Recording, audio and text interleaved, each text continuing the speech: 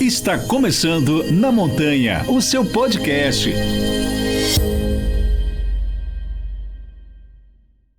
Olá, bom dia, boa tarde ou boa noite, depende do horário que você está assistindo a gente.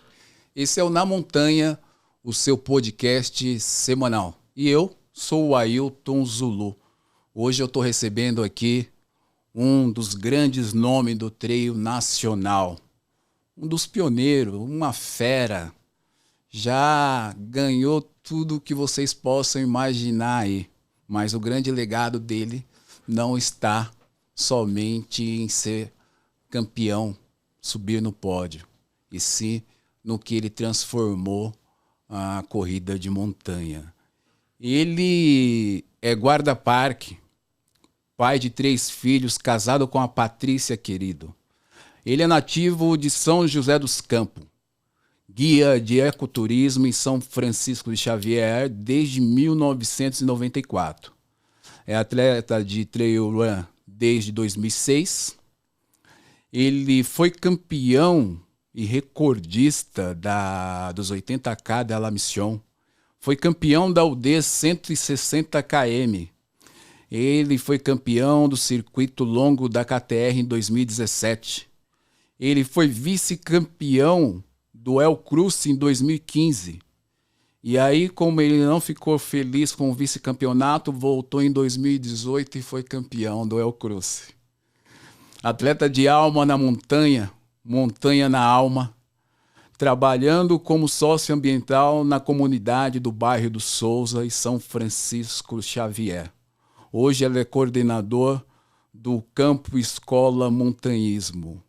Eu estou falando nada mais, nada menos do que o grande Hamilton Miragaia. Seja bem-vindo, Hamilton.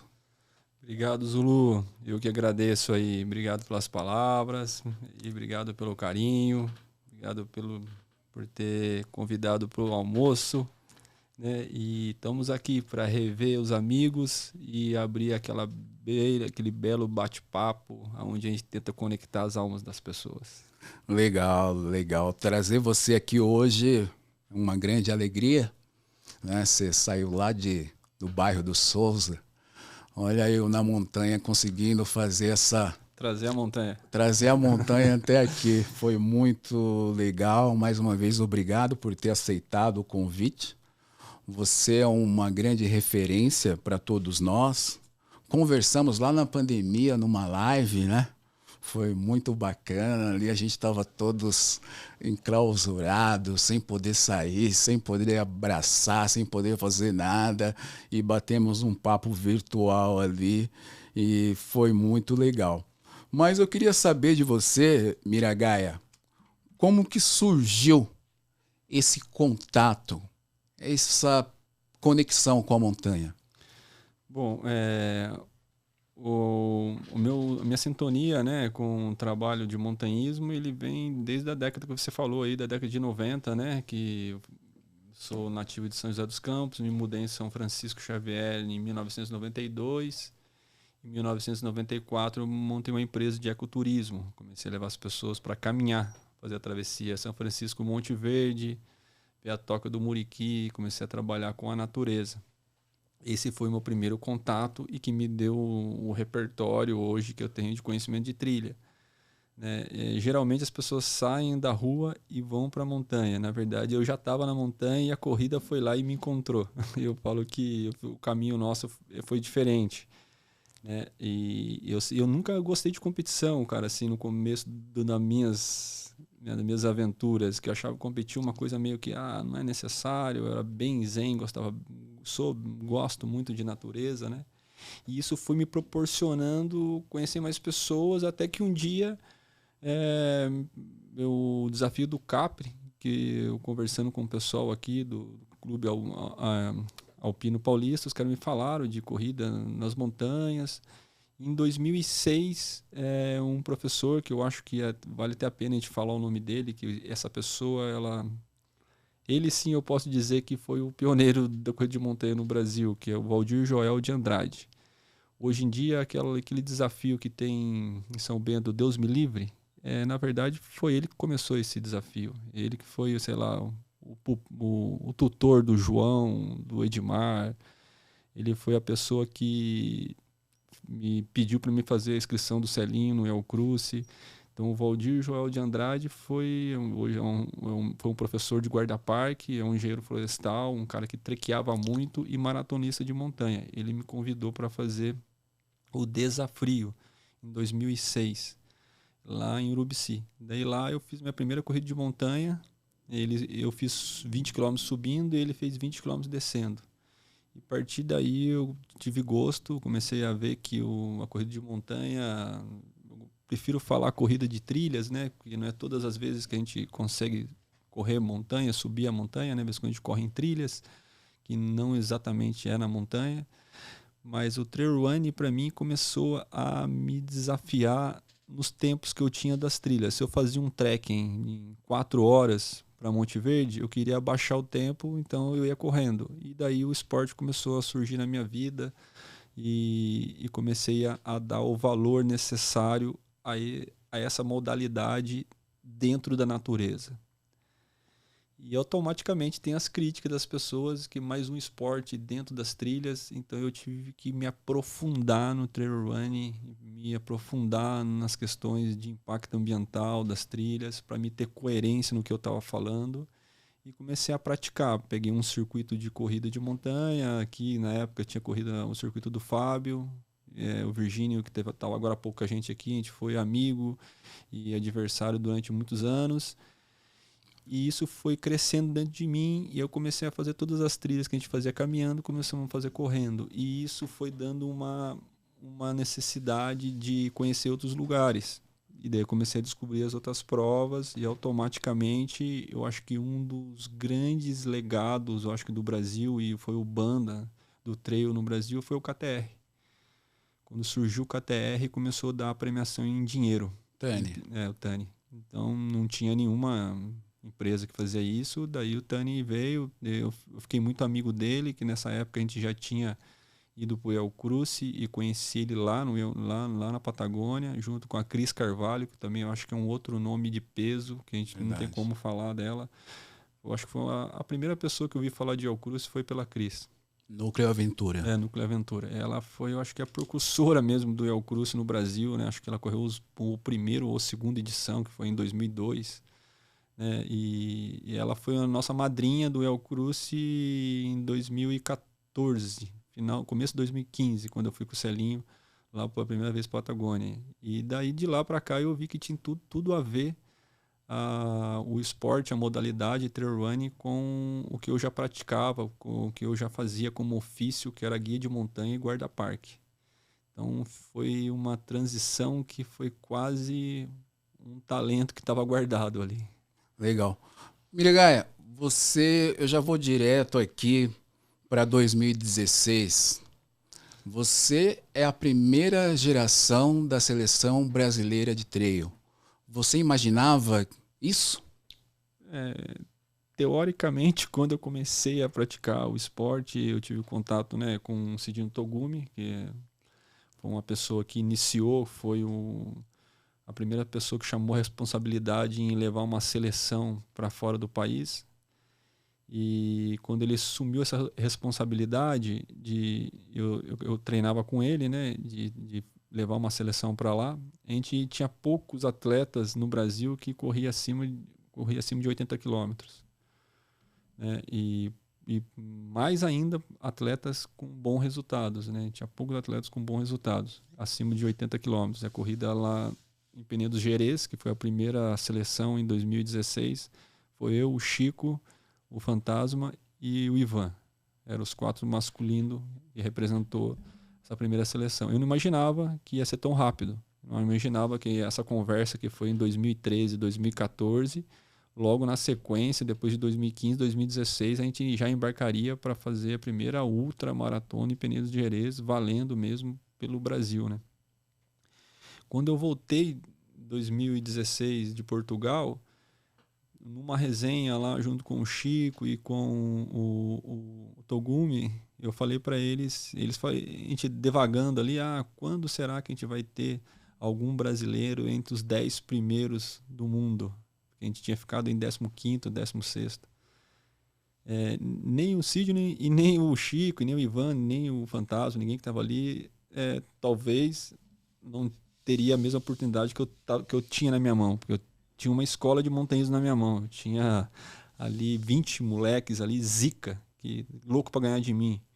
Então eu falei para eles, em breve, daqui a 2, 3 anos, se a gente tiver categoria juvenil, os meninos do juvenil vai fazer top 10 antes da seleção principal. E foi o que aconteceu.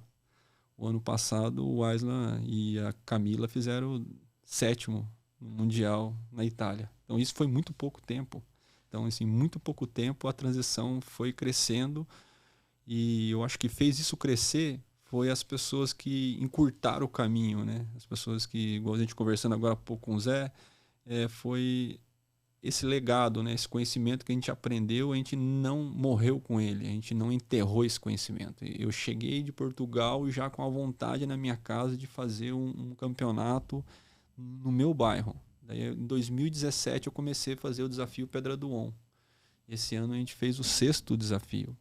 E durante 6 anos depois que eu vim de Portugal, que foi o primeiro mundial de trail running, daí teve o primeiro mundial de skyrunning em 2018 na Itália. E isso foi me motivando de uma maneira tão rápida, me oxigenando tão rápido, que eu não tive tempo, Zulu, nem para parar para ver se esse caminho que a gente estava indo era tão certo ou tão errado. Eu tive que ir errando e aprendendo e ajustando a locomotiva para chegar onde ela está chegando hoje. Então, assim, não imaginava que ia ser tão rápido, mas o que fez as coisas tomarem essa transição e criar esse corpo, essa massa crítica, foi os pioneiros não terem enterrado o conhecimento, ter passado esse conhecimento para frente. É tudo muito novo, né, Miragai? É tudo muito recente. Quando a gente fala, nós não estamos falando de 1990, não estamos falando de 1980, nós estamos falando de 2008, 2010, 2014, 2016. É muito pouco tempo, né, para uma modalidade que está em crescimento ainda. Você falou sobre essa transição. Você acredita que vocês, aí eu posso falar os pioneiros que tiveram e ainda estão competindo em alto nível, sim, vocês facilitaram a trilha para essa nova geração que é extremamente talentosa? Usa um adjetivo que é acolhimento. Eu acho que o nosso acolhimento foi bom. Quando alguém está iniciando no esporte, você pode acolher ele de alguma maneira, como você falou, você recebe alguém na assessoria para dar uma orientação. Esse acolhimento nosso foi de uma maneira muito especial, que a gente não olhou o ser humano, só ele, só o atleta performando. A gente olhou o ser humano como um agente de conservacionismo na montanha. Qual a maneira de você conhecer um lugar? A consciência só vem com a convivência. Quanto mais atleta convivendo na montanha, mais consciência ambiental eu vou ter. Então, na verdade, o meu ponto de vista era isso, era levar as pessoas para a montanha para sensibilizar elas, para elas dar um valor maior pela natureza. Nem era performar tanto. Mas automaticamente, esses jovens que moram na zona rural, eles já são Zika Trayer. Eles já vão num lugar buscar uma vaca, um cavalo correndo. Eles já correm por natureza. Eu chamo de molecular, que o pai manda um moleque dar um recado lá. Manda um molecular lá. Vai lá dar um recado para sua avó, dá um recado para seu tio, vai lá na venda buscar uma manteiga que acabou e tal, não sei o quê. Então, assim, a gente tem essa convivência fácil em correr em ambientes de trilhas, de subidas e descidas. E isso não só que facilitou, mas esse acolhimento deixou que para eles o ambiente natural. Não foi uma coisa que a gente criou bicho de 7 cabeças e depois você tem que ter esse tal tênis, você tem que ter tantas horas de treino. Não, a gente deixou naturalmente, igualzinho a gente sempre conversou, que os moleques eram muito jovens, com 16, com 18 anos, querendo fazer prova acima de 20 quilômetros, e a gente segurou eles, né, para até não machucar. Porque pela cabeça eles vão até parecida correndo se a gente deixar. Mas a gente tinha que dar homeopaticamente e aplicando e mudando de fase conforme o desafio fosse aumentando, né? Então, esse acolhimento, ele teve ele teve assim a ferramenta certa, porque a gente nem exagerou de chegar a machucar ninguém e também não deixamos de acolher os talentos, igual o Aislan, igual o Juan, igual o Arthur. São talentos que estavam do nosso lado ali, né, Patreruani, que a gente conseguiu de alguma maneira acolher eles sem estragar a essência, que todos eles têm uma essência. Se a gente deixa essa essência de alguma maneira de lado, a gente vai ensinar só o mecânico, e só o mecânico não ganha prova e não traz felicidade. E esse mecânico é você treinar e ali aplicar questões técnicas e físicas, mas tem que ter alguma coisa além disso, que é a relação da convivência do cara com o ambiente natural de montanha. Então, se ele é apaixonado pela natureza, ele vai correr mais feliz. Então, a ideia é essa, é fazer a pessoa chegar num grau de êxtase, né, com aquele evento, com aquela participação, com aquele treino, que isso vire prioridade na vida dele, como um oxigênio, igual respirar. Treinar e respirar é a mesma coisa. Legal. Mas, Miragaia, esse seu projeto do Campo Escola, você com todo o seu legado, com todos os seus títulos, com toda a sua experiência, quando você pensou no projeto, você não pensou em alta performance, você pensou no ser humano, né? Você pensou em criar um projeto justamente para tirar a juventude de um caminho errado. Como que surgiu isso? Como que você teve essa sensibilidade? Então, esse insight, né, ele surgiu quando lá na nossa comunidade tem uma escola, chama Escola Pandavas. É uma escola antroposófica com filosofia diferenciada, construtivista, né, onde a gente olha o ser humano mais por completo. E o meu filho mais velho, Pedro, ele estava na idade entre 13 e 14 anos. Na época tinha o Rei da Montanha em Mogi, perto de casa. Eu dava aula nessa escola de vivências ao ar livre.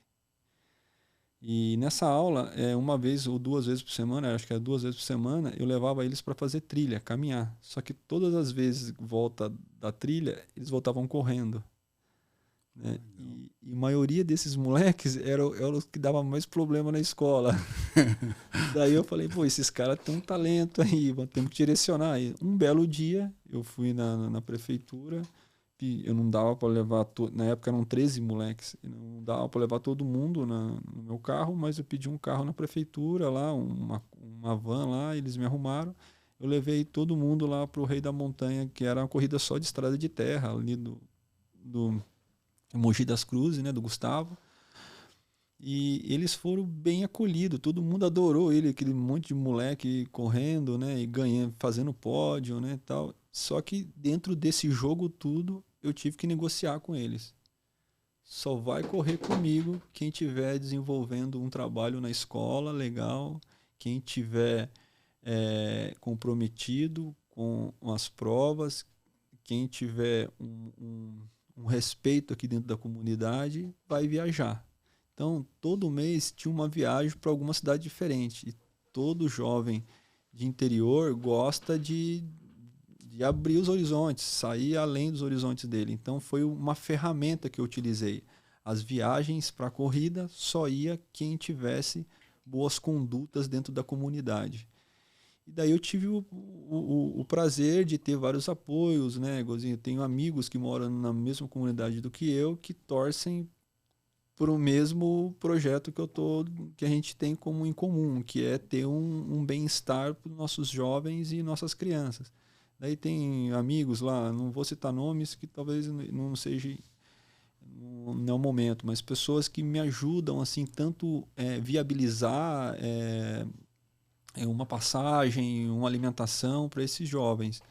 E o Campo Escola de Montanhismo, ele é uma empresa, ele vende passeios. Então esses jovens, eles têm uma vez por mês que ele vai correr em algum lugar, mas todos os fins de semana eles podem caminhar, eles podem trabalhar com o ecoturismo, que é levar as pessoas para ver um macaco muriqui, que é subir, descer um rio de bote, fazer um passeio de bicicleta. Então eu tentei juntar a vida deles profissional dentro do ecoturismo com o esporte de montanha.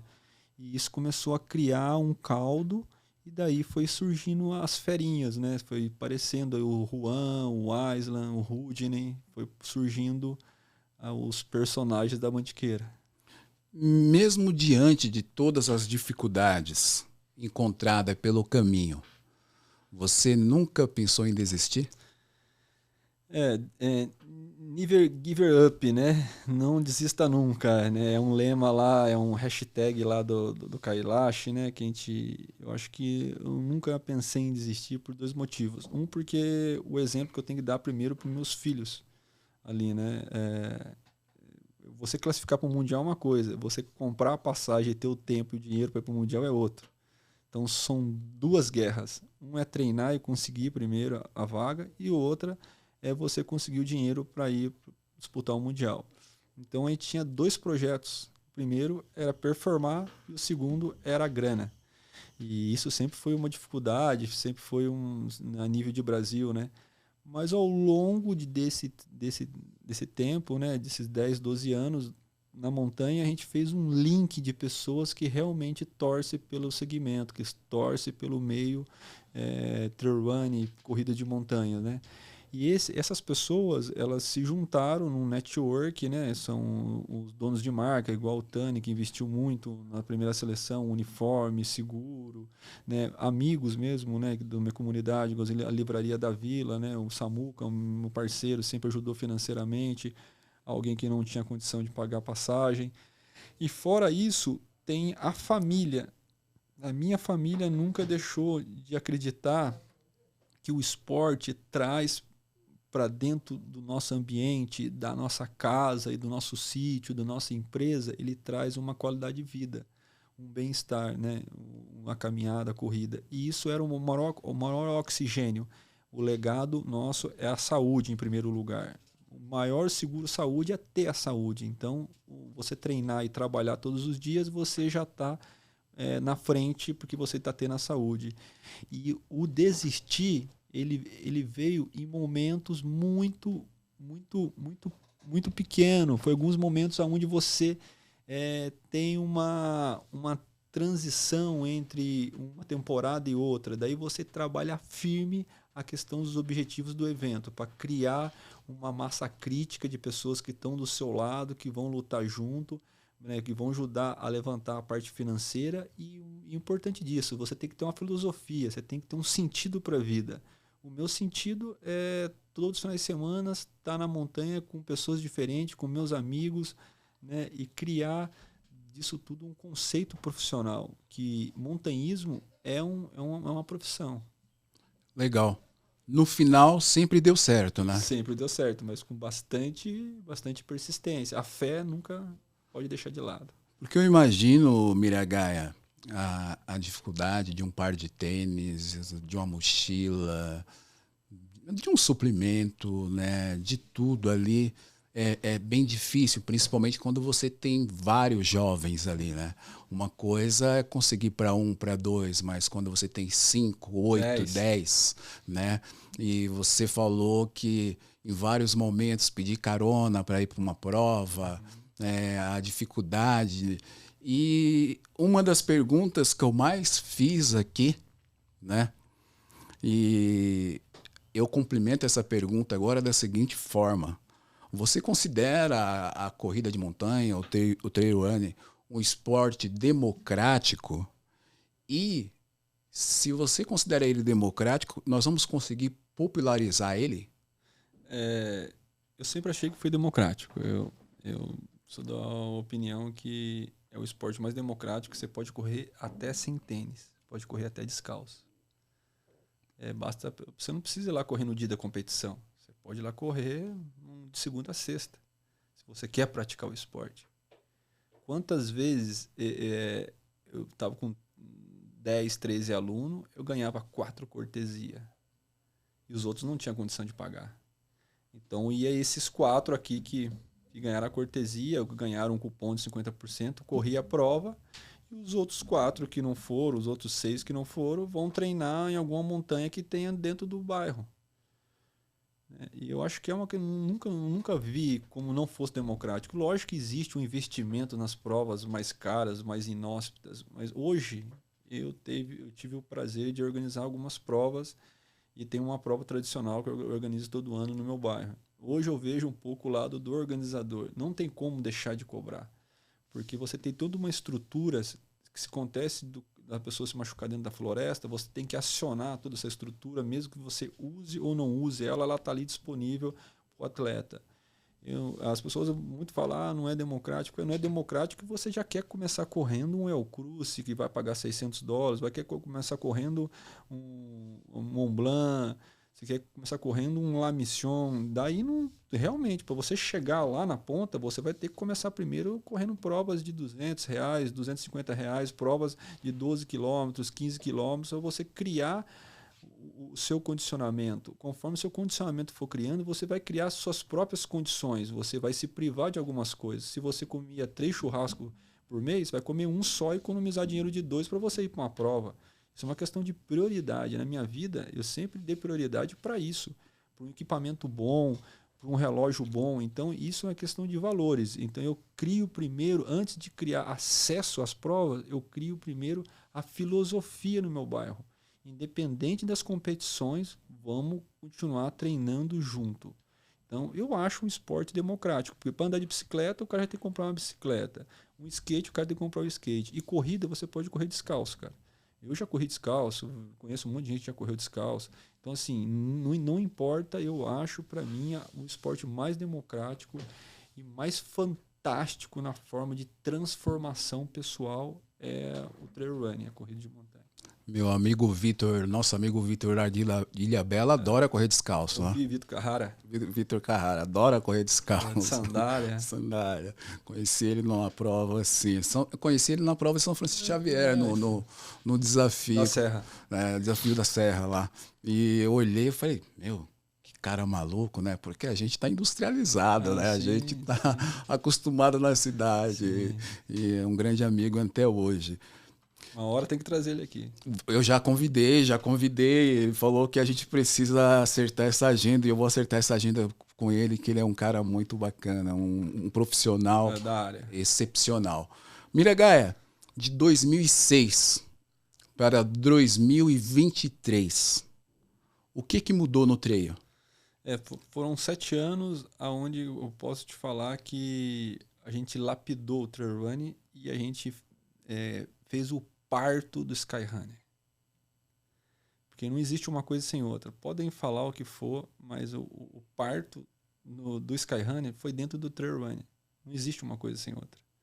É que as pessoas estão chegando agora não sabem a diferença entre uma modalidade e outra. Uma modalidade rápida aqui, grosseira falar, o trail running você pode correr em trilhas. E o Skyrunner você tem que chegar no cume da montanha de qualquer jeito. Você tem que fazer um cume da montanha, o sky. Você tem que chegar no céu e descer.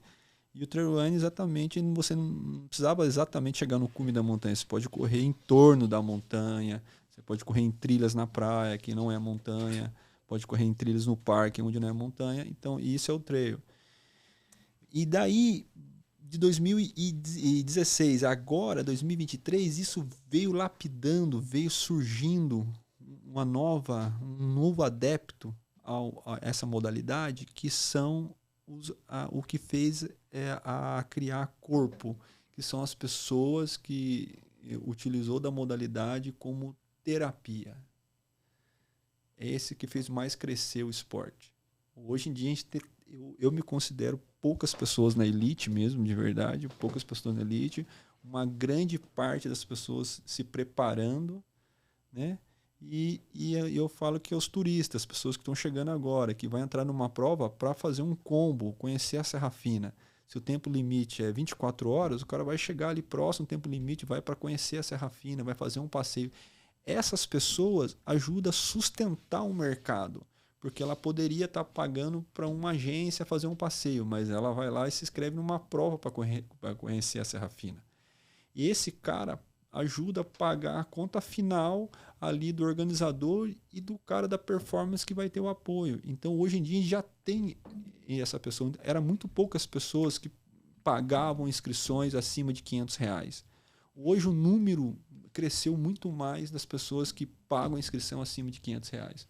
Por quê? Porque o cara já compra o combo, o cara já compra o passeio de conhecer a Serra Fina, o passeio de conhecer a Pedra do On, o passeio de conhecer São Francisco Xavier. Então o cara compra isso. Então, assim, é essa massa que sustenta o Mont Blanc. Você olha no Mont Blanc, 17 mil pessoas correm, mas não é as 17 mil pessoas que são atletas. Então, assim, vão correr ali 2, 3 mil pessoas na ponta e o resto das pessoas vão trequear durante o Mont Blanc. E está acontecendo a mesma coisa na Serra Fina, está acontecendo a mesma coisa na travessia Marins Taguaré, está acontecendo a mesma coisa na travessia para Monte Verde. Então, o número de pessoas que estão fazendo a travessia correndo ou pelo menos trequeando, que eu falo aqui, poucos zeram a subida, só a elite. Mas o cara fazer um trekking rápido, que eu chamo de trekking urso, bem encaixado, esse tipo de adepto é o que mais está crescendo. As pessoas que estão aprendendo a caminhar em trilhas e querendo ser o mais rápido possível. Que nem é corrida e nem é o trekking. É o hiking rápido. É o caminhar rápido. E essa modalidade cresceu. Que eu falo que é a que mais cresceu. Porque todo final de semana eu atendo 2, 3 casal que estão indo lá para aprender a usar bastão e caminhar na Pedra do On. E isso não existia em 2016. Nem bastão as pessoas tinham direito. Você lembra, Zulu? Verdade. Nem a gente usava no máximo, era um pedacinho de bambu. Então, quantas vezes eu larguei a Serra Fina sem bastão? Então, agora não. Agora todo mundo tem um parzinho de bastão, todo mundo tem uma mochilinha de hidratação, todo mundo tem 2, 3 par de tênis de marcas diferentes que hoje dá para você escolher. Antes era só Salomon e acabou. Agora não. Agora tem a Mizuno, tem North Face, tem Columbia, tem várias marcas, né, que a gente pode falar que elas estabilizaram aqui, pelo menos no sudeste do país. Eu estou vendo aqui em São Paulo, Minas e Rio, a gente estabilizou esse tipo de cliente, que é o trekking rápido, né? Que é esse cara que sustenta o nosso mercado, porque ele migrou do trekking, da viagem de vários dias, para o trekking rápido. Esse é o cliente que sustenta hoje a modalidade na Mantiqueira. Legal. Você falou sobre crescimento e eu sei que você tem um engajamento muito grande com o meio ambiente. Esse crescimento, ele tem tido esse cuidado de replicar para essas pessoas a importância de o menor impacto possível na trilha? Também falando já da visão do organizador, né, não só do atleta, né? Como atleta, eu vejo que a convivência traz a consciência. Quanto mais montanha o cara faz, mais consciência ele vai tendo. Isso, sem dúvida, eu posso te falar que isso acontece. Quanto mais montanha o cara faz, mais consciência ele tem do meio ambiente, sensibiliza. Agora, do organizador. O organizador, ele faz uma corrida aqui na fazenda, perto de Guaratinguetá. Sobe uns eucaliptos, sobe uns pastos, coloca 1.000 pessoas, 2.000 pessoas, tal, baliza a prova, beleza. Tem um impacto, mas é o mínimo, porque ali já é impactado, já tem a plantação de eucalipto, já tem gado. Agora, quando você vai fazer uma prova na Serra Fina, que é um lugar que um terreno sensível, acima de 2.000 metros de altitude, né, um lugar inóspito, que além das questões de endêmico, que tem plantas que só tem naquela região, que não tem em outros lugares, que é a nascente de vários rios Arioca, vários rios que vão para o Vale do Paraíba, Paquelus.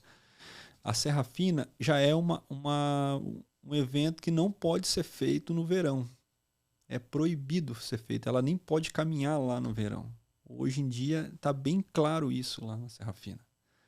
Que ela fecha em outubro e abre em abril, para exatamente não ter o verão. E isso não aconteceu há muitos anos atrás. Lógico que o processo da Serra Fina foi logo depois do incêndio, teve um incêndio na Serra Fina, então acelerou o processo de conservacionismo.